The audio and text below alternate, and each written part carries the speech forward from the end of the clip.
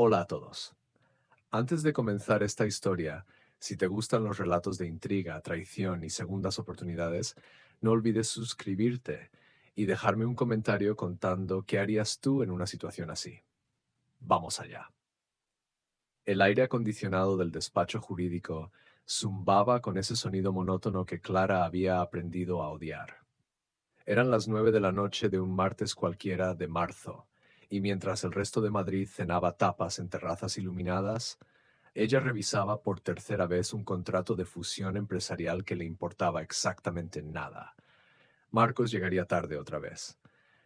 Reunión con inversores japoneses, había dicho esa mañana mientras se anudaba la corbata azul marino, esa que Clara le había regalado cuando aún creía en las promesas susurradas bajo las sábanas. 42 años. Clara Mendoza tenía 42 años y una vida que desde fuera parecía sacada de una revista de lujo. Piso en Salamanca, coche alemán, vacaciones en las Maldivas.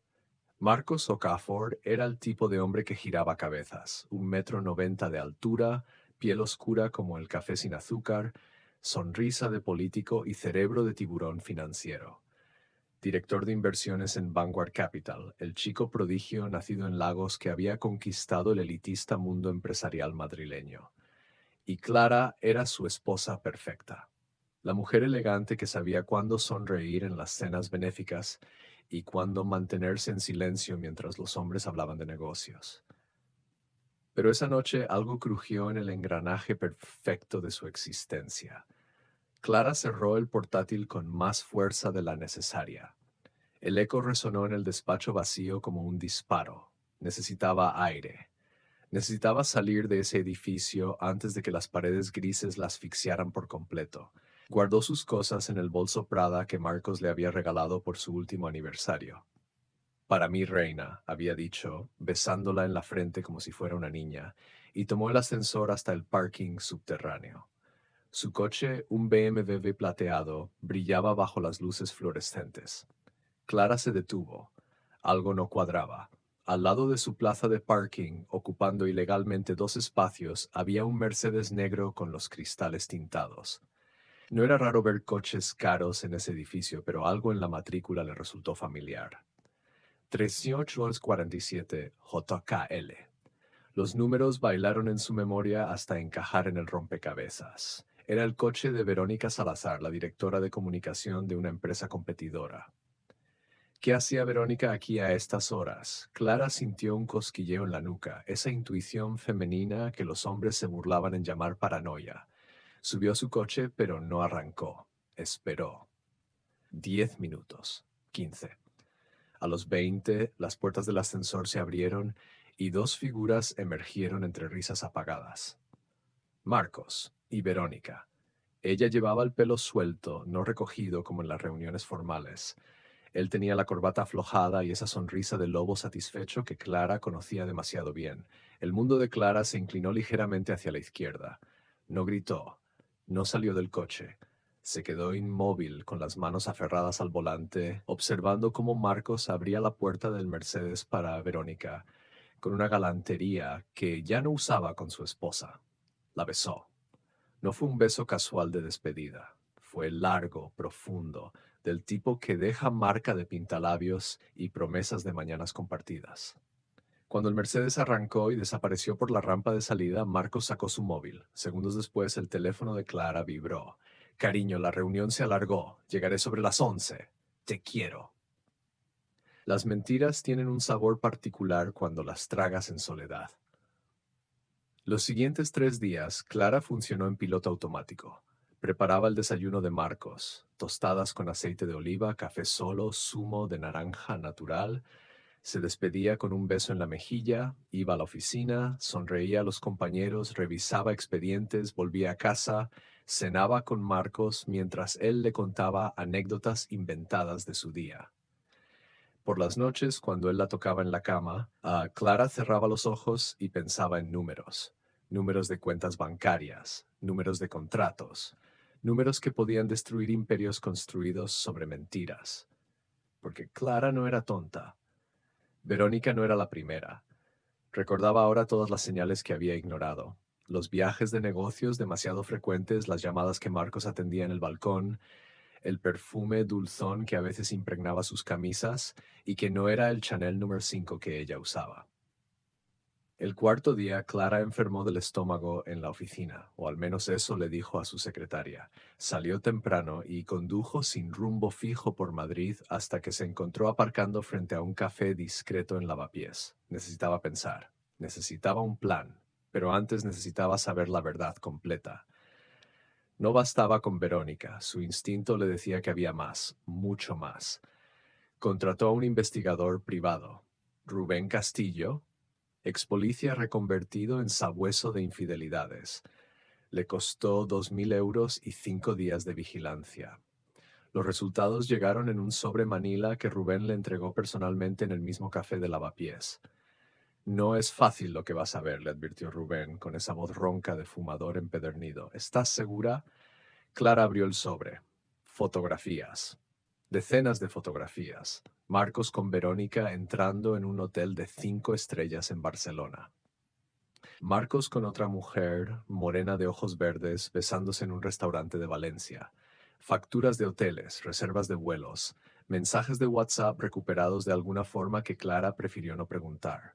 Dos mujeres, dos ciudades diferentes, dos vidas paralelas que Marcos manejaba con la misma eficiencia con la que dirigía carteras de inversión multimillonarias.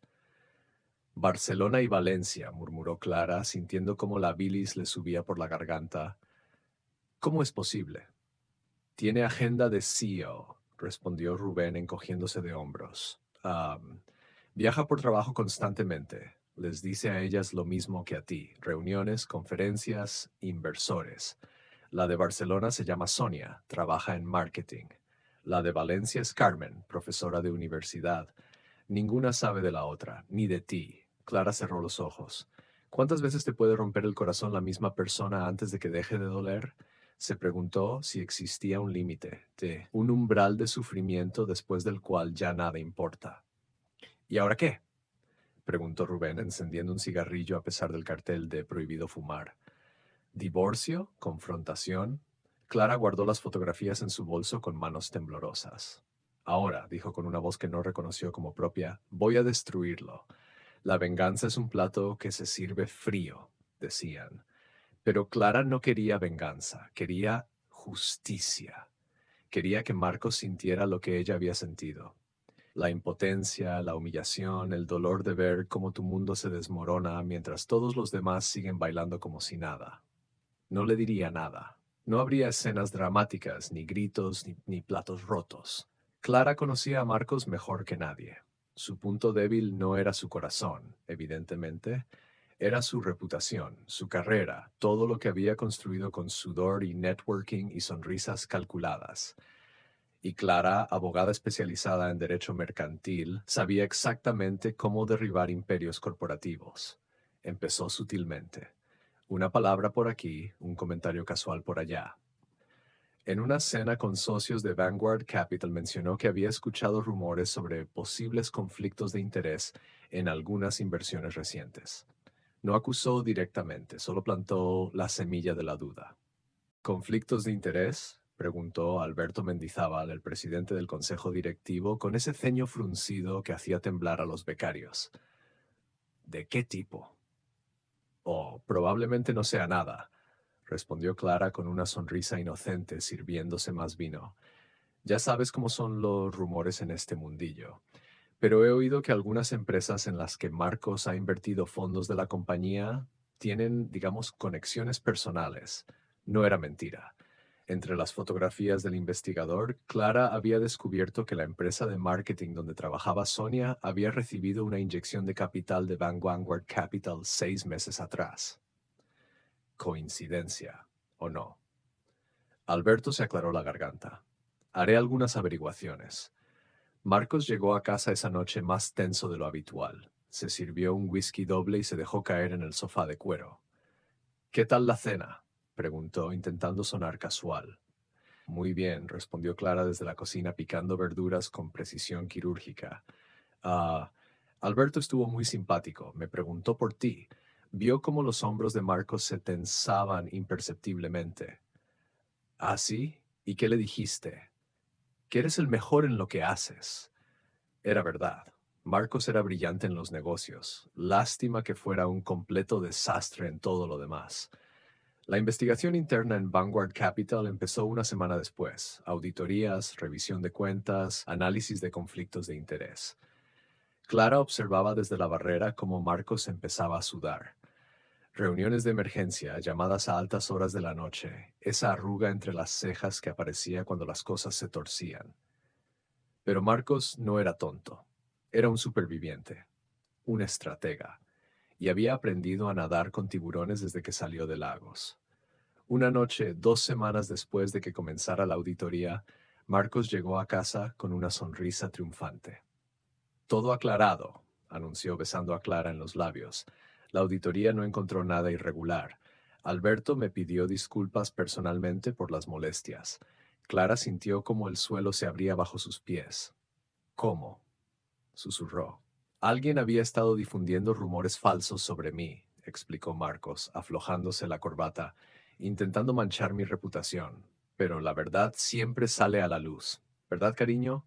La miró fijamente, y en ese momento Clara supo que él sabía. Sabía que había sido ella, pero no podía probarlo. Y esa impotencia la ahogó más que cualquier infidelidad. Lo que Clara no sabía era que Marcos había jugado una carta maestra. Durante la auditoría, filtró información comprometida de Clara a Alberto. Emails antiguos donde ella discutía estrategias legales grises para un cliente conflictivo, documentos que en el contexto adecuado la hacían parecer poco ética, quizás hasta corrupta. No eran ilegales, pero en el mundo corporativo la percepción lo es todo. 2 días después, Clara fue llamada a una reunión con los socios senior de su despacho. Hemos recibido una queja sobre tu conducta profesional, le informó su jefe sin mirarla a los ojos. Un cliente cuestionó tu ética en un caso de hace 3 años. ¿Qué? Clara se enderezó en la silla. Eso es ridículo. ¿Quién ha presentado esa queja? Es anónima, pero vamos a tener que investigar. La humillación fue completa cuando la suspendieron temporalmente mientras se realizaba la investigación. Cuando Clara intentó explicar lo que Marcos le había hecho, nadie la creyó. ¿Infidelidades? ¿Venganza?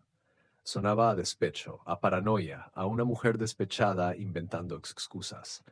Marcos, mientras tanto, seguía siendo el brillante director de inversiones, el tipo encantador que compraba rondas de gin tonics en los afterwork. El hombre de éxito que había superado una campaña de difamación. Y Clara se convirtió en la abogada inestable que había intentado destruir a su propio marido por celos infundados. Las amigas dejaron de llamarla. Las invitaciones a eventos sociales se esfumaron.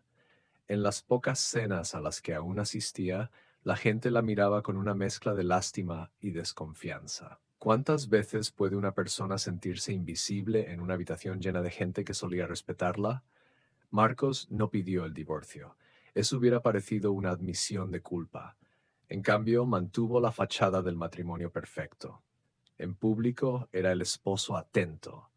En privado, apenas le dirigía la palabra. Una noche, Clara se sentó en el balcón de su piso en Salamanca y miró las luces de Madrid parpadeando como estrellas caídas. La ciudad seguía girando. La gente seguía riendo en las terrazas, y ella estaba allí, invisible, con un dolor tan profundo que ni siquiera las lágrimas conseguían aliviarlo. Lo peor de la traición no había sido descubrir que Marcos tenía 2 amantes. Lo peor era que nadie le había creído cuando intentó defenderse, que el mundo había escogido creerle a él, al hombre exitoso y carismático, en lugar de a ella, la esposa amargada. Se había convertido en una anécdota, en esa mujer de la que susurraban en los cócteles, pobre Clara, parece que perdió la cabeza. Y lo más terrible era que parte de ella empezaba a creerlo. Los meses pasaron como fantasmas. Clara dejó de contar los días en los que no hablaba con nadie más allá de intercambios forzados con Marcos o su asistenta, Pilar. La investigación en su despacho terminó sin cargos formales, no había nada ilegal, solo interpretaciones malintencionadas, pero el daño ya estaba hecho. Le ofrecieron volver con un perfil bajo, lo que en lenguaje corporativo significaba: puedes quedarte, pero nunca volverás a ser lo que eras. Clara renunció. No con un portazo dramático, sino con un email de 3 líneas enviado un viernes por la tarde. 20 años de carrera resumidos en un: estimados socios, presento mi renuncia efectiva inmediata. Gracias por estos años, saludos cordiales. Marcos ni siquiera preguntó por qué. Esa noche cenaron en silencio. Él revisando su iPad, ella empujando ensalada de un lado a otro del plato, como dos extraños obligados a compartir mesa en un restaurante abarrotado. ¿No vas a decir nada?, preguntó finalmente Clara, rompiendo el silencio que se había vuelto más denso que el aire antes de una tormenta. Marcos levantó la vista, sus ojos oscuros completamente indiferentes. ¿Sobre qué? Renuncié a mi trabajo. Lo sé. Volvió a mirar su pantalla. Es tu decisión. Esas 4 palabras dolieron más que cualquier insulto. Clara había esperado. ¿Qué? ¿Preocupación? ¿Sorpresa? ¿Alguna emoción humana básica? Pero Marcos había conseguido lo que quería: neutralizarla, convertirla en una sombra de sí misma, alguien tan irrelevante que su vida profesional se desmoronara sin provocar ni un parpadeo en él. Esa noche, Clara lloró en la ducha hasta que el agua caliente se acabó, y cuando salió, tomó una decisión. No iba a seguir siendo invisible. No iba a dejar que Marcos escribiera el final de su historia. La reinvención comenzó un lunes lluvioso de octubre. Clara se cortó el pelo, de la melena castaña hasta la cintura que Marcos adoraba, a un bob corto justo por debajo de la mandíbula. Se compró ropa que nunca se habría atrevido a usar: vaqueros rotos, camisetas de bandas de rock, botas de motociclista, y se inscribió en clases de boxeo en un gimnasio de Malasaña que olía a sudor y sueños rotos. El entrenador, un tipo corpulento llamado Tony, con tatuajes tribales en ambos brazos, le puso los guantes sin hacer preguntas. Dale al saco como si fuera todo lo que odias, le dijo. Clara golpeó, y golpeó, y golpeó hasta que los nudillos le ardieron y el sudor le quemó los ojos. Cada puñetazo era un mes de mentiras, cada gancho una promesa rota, cada uppercut una noche durmiendo al lado de un extraño que olía a perfumes ajenos. «Así se hace», gritó Tony. Suéltalo todo. Por primera vez en meses, Clara sintió algo parecido a la vida corriendo por sus venas. Empezó a frecuentar cafeterías bohemias donde nadie sabía quién era, a lugares con paredes de ladrillo desnudo, arte callejero y camareros piercings que te servían café sin juzgar el hecho de que pidieras lo mismo 3 veces al día. Allí conoció a Lucía, una ilustradora freelance de 30 y pocos que llevaba el pelo teñido de verde neón y fumaba ducados mientras dibujaba en una tableta digital. «Tú eres nueva por aquí, ¿no?», preguntó Lucía un día sin levantar la vista de su trabajo. «Se nota tanto», respondió Clara con una sonrisa amarga. «Tienes pinta de huir de algo». Ahora sí la miró, con esos ojos verdes que parecían ver demasiado. «Todas las que venimos a este antro lo hacemos», hablaron. Y fue extraño y liberador al mismo tiempo, porque Lucía no conocía a la Clara de antes. No sabía de los vestidos de diseñador, ni de las cenas benéficas, ni del marido perfecto. Solo veía a una mujer de 42 años tomando café solo y leyendo a Cortázar en un rincón. «Mi ex me estafó $500,000», soltó Lucía de repente, apagando su cigarrillo en un cenicero de cristal. «Firmé papeles que no leí porque confiaba en él. Soy ilustradora, no abogada, ¿sabes? Ahora vivo en un apartamento de 30 metros cuadrados y como lentejas 4 días a la semana, pero soy más feliz que cuando vivía en ese ático de Pozuelo». ¿Cuántas mujeres llevaban dentro historias similares? ¿Cuántas habían sido traicionadas, manipuladas, hechas sentir locas por hombres que dominaban el arte del gaslighting como si fuera un máster en Harvard? «Mi marido me engaña con al menos 2 mujeres», confesó Clara, sorprendiéndose a sí misma. «Intenté destruirlo y terminó destruyéndome a mí». Lucía sintió como si eso tuviera todo el sentido del mundo. Los hombres así siempre ganan, hasta que no lo hacen. El cambio de Clara no pasó desapercibido. Marcos, que durante meses la había ignorado como si fuera parte del mobiliario, empezó a lanzarle miradas extrañas. Una noche, cuando Clara llegó a casa después de boxeo con el pelo sudado y una camiseta de Nirvana, Marcos dejó su copa de vino sobre la encimera de mármol. ¿Qué es todo esto?, preguntó, señalándola de arriba abajo con un gesto despectivo. ¿El qué?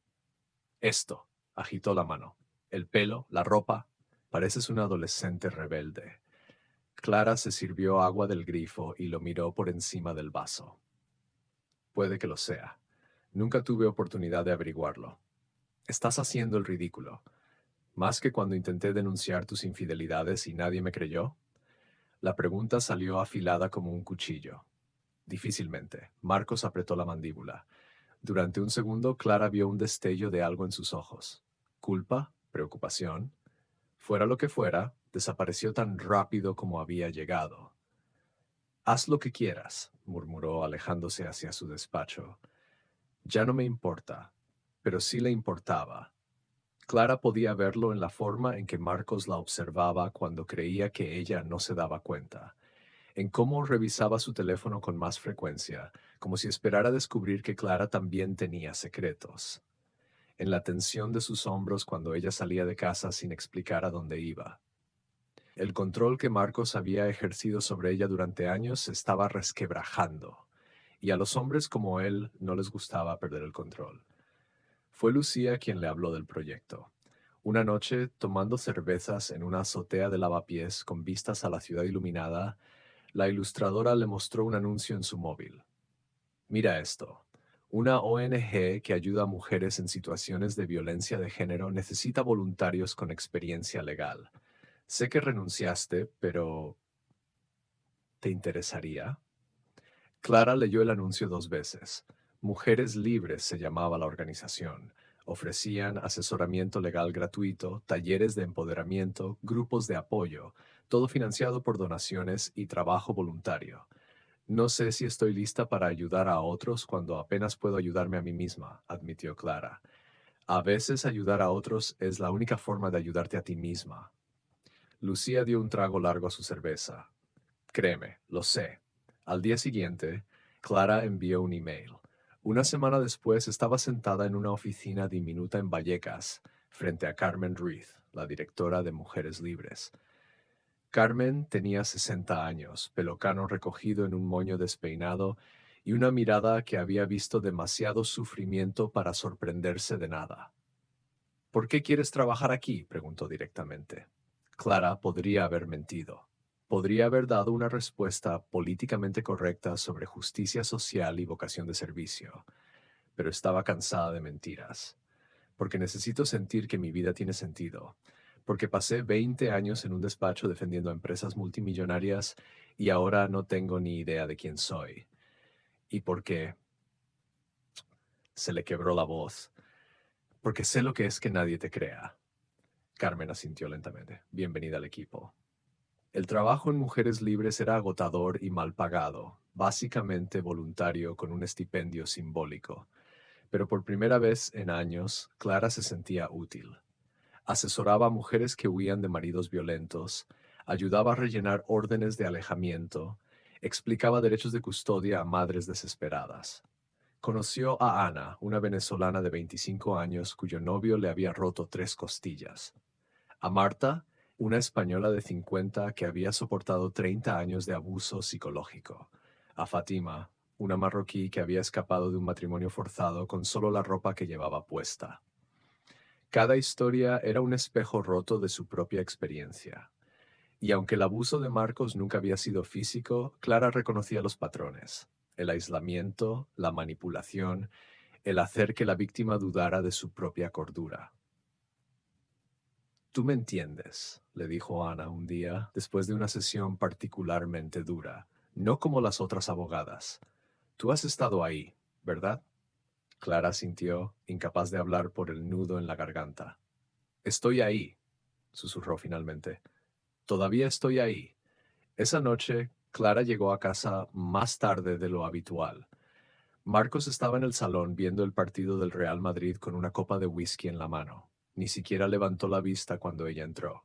Voy a divorciarme de ti, dijo Clara. No era una pregunta, era un hecho. Marcos pausó el partido y la miró con esa expresión de aburrimiento estudiado que tan bien dominaba. Adelante. No te lo voy a impedir. No quiero tu dinero. Mejor, porque no ibas a conseguirlo de todas formas. Clara se quitó el anillo de casada, una banda de platino con pequeños diamantes que alguna vez le había parecido hermosa, y lo dejó sobre la mesa de café con un tintineo metálico. Puedes quedarte con todo. La casa, el coche, las acciones, las cuentas compartidas. Me da igual.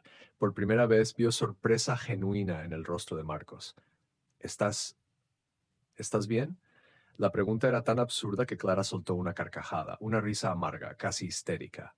No, no estoy bien. Probablemente no he estado bien desde el día que me casé contigo, pero voy a estarlo. Clara, no. Levantó la mano. Ya no quiero escuchar tu voz. Habla con mi abogada. Te enviaré los papeles la semana que viene. Esa noche, Clara durmió en el sofá del piso de Lucía, y por primera vez en meses durmió de corrido, sin pesadillas, sin despertarse a las 3 de la mañana con el corazón acelerado. Solo un sueño profundo, reparador, del tipo que tu cuerpo tiene cuando finalmente suelta algo que llevaba demasiado tiempo cargando. El divorcio fue sorprendentemente rápido. Sin hijos, sin grandes disputas patrimoniales. Clara solo quiso sus libros, su ropa y su laptop. Todo se resolvió en 4 meses. Marcos ni siquiera intentó pelear, quizás porque era más fácil dejarla ir, o quizás porque su reputación perfecta se mantendría intacta con un divorcio amistoso y de mutuo acuerdo. Clara alquiló un estudio en Malasaña, 35 metros cuadrados con una ventana que daba a un patio interior y tuberías que hacían ruidos extraños por las noches. Era diminuto y las paredes necesitaban una mano de pintura urgentemente, pero era suyo, solo suyo. El día que firmó el contrato de alquiler, Lucía le regaló una botella de cava barato. Por los nuevos comienzos, brindó. Por los nuevos comienzos, repitió Clara. Bebieron sentadas en el suelo del apartamento vacío, riendo por tonterías y planeando cómo decorar el espacio con el presupuesto ajustado de Clara. Era tan diferente de su vida anterior que a veces le costaba creer que había sido real. Los cócteles de 300 euros, las joyas, las conversaciones vacías sobre nada importante. En Mujeres Libres, el trabajo se intensificó.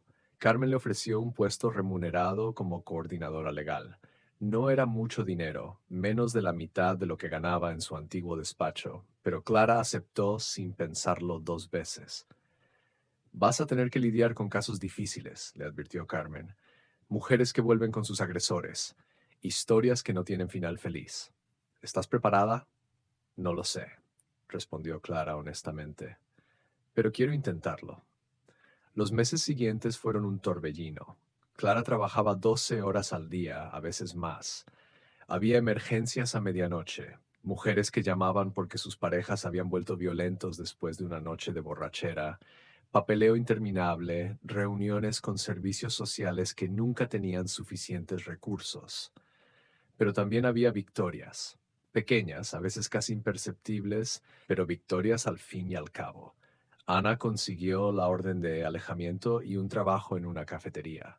Marta se mudó al pueblo de su hermana y comenzó una nueva vida. Fátima terminó un curso de informática y encontró empleo en una startup. Y Clara lentamente se encontró a sí misma. El reencuentro con Marcos fue completamente accidental. Clara estaba en una librería de Chueca un sábado por la tarde, buscando una novela que Lucía le había recomendado, cuando lo vio al otro lado de la estantería. Seguía tan atractivo como siempre, traje impecable, reloj suizo, esa presencia que llenaba habitaciones, pero ahora Clara lo miraba con ojos diferentes. Marcos la vio también. Por un momento ninguno de los dos supo qué hacer. Clara, dijo finalmente, acercándose. Marcos. Silencio incómodo. Clara notó que él la recorría con la mirada, evaluando los cambios, el pelo corto, los vaqueros desgastados, las zapatillas deportivas en lugar de tacones. Te ves diferente. Lo soy.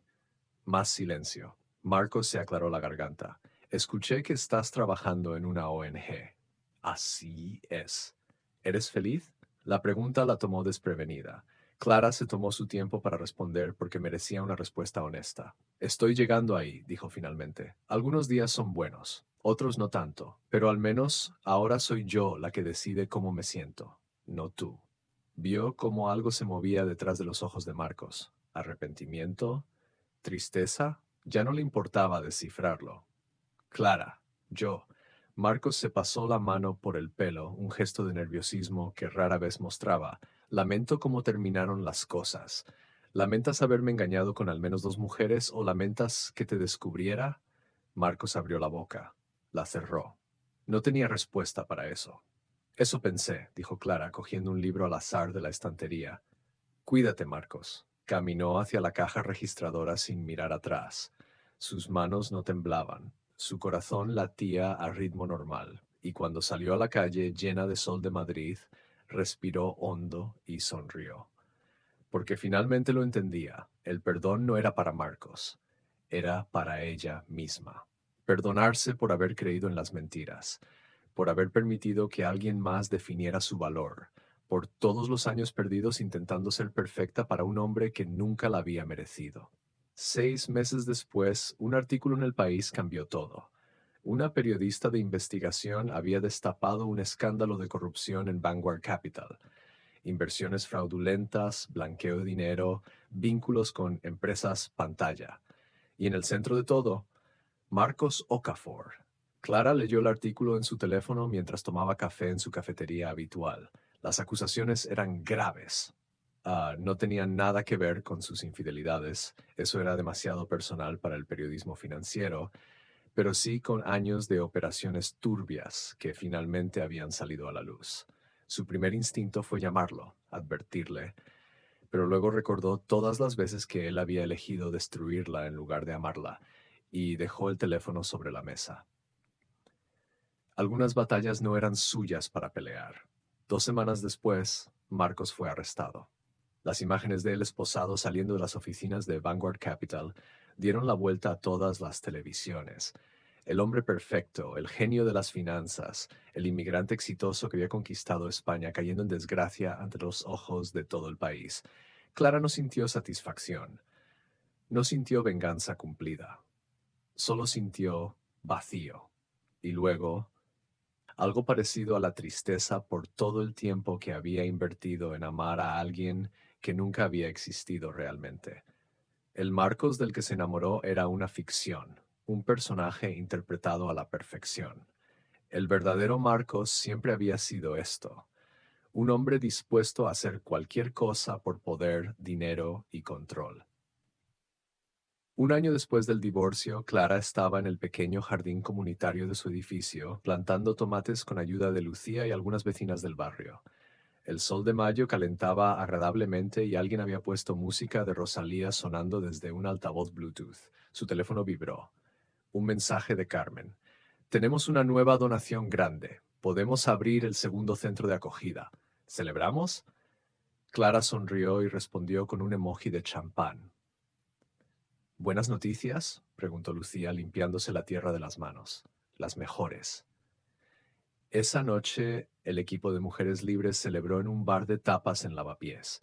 Vino tinto, patatas bravas, croquetas caseras, risas que llenaban el local. Clara miró alrededor de la mesa. Carmen con sus canas rebeldes, Ana, que ahora trabajaba como administrativa en la ONG, Marta, que visitaba cada semana para dar charlas motivacionales, Lucía con su pelo ahora teñido de rosa. Su nueva familia, elegida, no impuesta. Un brindis, dijo Carmen, levantando su copa.